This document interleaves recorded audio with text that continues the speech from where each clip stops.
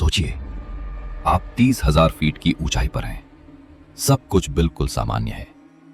एक लग्जरी यात्री विमान शांति से प्रशांत महासागर के ऊपर उड़ रहा है। यात्री अपनी अपनी सीटों पर बैठे हैं। कोई किताब पढ़ रहा है, कोई खिड़की से नीचे फैले नीले समंदर को देख रहा है और कोई अपने आने वाले कल के सपने बुन रहा है। तभी एक चीख पूरे विमान की शांति को चीर देती है।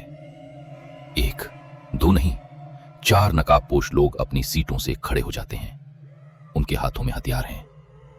यह विमान हाईजैक कर लिया गया है। विमान के भीतर डर फैल जाता है। बच्चे रोने लगते हैं, लोग सन्न रह जाते हैं। तारीख थी 15 अक्टूबर 1995। इसी पल से सब कुछ बदल चुका था। एयर ट्रैफिक कंट्रोल को सूचना मिलती है, बचाव प्रक्रिया शुरू होती है, लेकिन केवल 5 मिनट बाद यह लग्जरी विमान रेडार से हमेशा के लिए गायब हो जाता है। हाईजैकर्स ने विमान का नेविगेशन सिस्टम बंद कर दिया था, लेकिन असली खतरा कुछ और ही था। विमान सीधा प्रशांत महासागर के सबसे खतरनाक तूफान में घुस चुका था।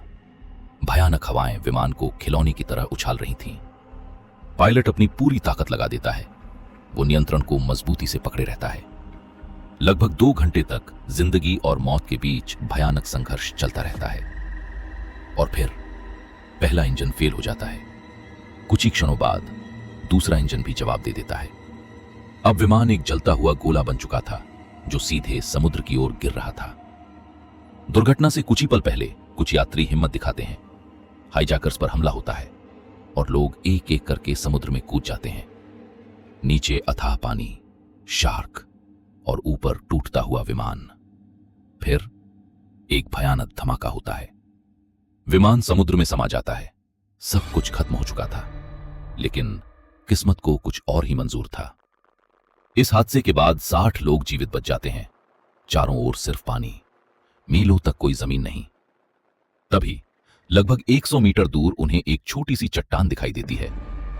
भीगे हुए, कांपते हुए, ठंड से जकड़े शरीरों के साथ किसी तरह वे सभी उस चट्टान तक पहुंच जाते हैं। वहीं एक यात्री को याद आता है कि उसके बैग में एक दूरबीन है।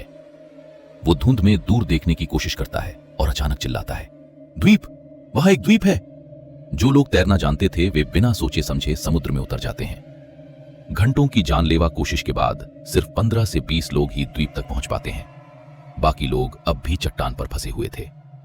द्वीप पर पहुंचे लोग लकड़ी और बेलों से एक कमजोर सा बेड़ा बनाते हैं और जान जोखिम में डालकर बार बार चक्कर लगाते हैं। आखिरकार सभी 60 लोग द्वीप पर पहुंच जाते हैं। लेकिन यह द्वीप कोई स्वर्ग नहीं था। न खाना, न पानी, न मदद की कोई उम्मीद। निराशा चारों ओर फैल जाती है। तभी आगे आते हैं एक स्कूल शिक्षक, मिस्टर डेविड। वे कहते हैं, अगर हम घबरा गए तो हम मर जाएंगे। हमें एक दूसरे के लिए जीना होगा। उनकी आवाज में आत्मविश्वास था। लोग खुद को संभालते हैं। नारियल तोड़े जाते हैं। बारिश का पानी इकट्ठा किया जाता है। कई घंटों की मेहनत के बाद एक छोटी सी मछली पकड़ी जाती है। उस मछली का एक एक छोटा टुकड़ा 60 लोग आपस में बांटकर खाते हैं। वो सिर्फ मछली नहीं थी, वो उनकी पहली जीत थी। महीने बीतते हैं, बीमारियां फैलती हैं, भूख और प्यास लोगों को तोड़ने लगती है। एक एक करके 10 लोग अपनी जान गंवा देते हैं। इसी बीच बाहरी दुनिया में उन सभी को मृत घोषित कर दिया जाता है। लेकिन द्वीप पर जिंदगी अब भी बाकी थी। 2 साल बाद एक चमत्कार होता है। एक महिला एक स्वस्थ बच्ची को जन्म देती है। उस बच्ची की पहली आवाज पूरे द्वीप को बदल देती है। जहां कभी सिर्फ मौत थी, वहां अब उम्मीद थी। लोग साथ रहना सीख जाते हैं। स्कूल बनता है, मछली पकड़ी जाती है, बच्चे पैदा होते हैं।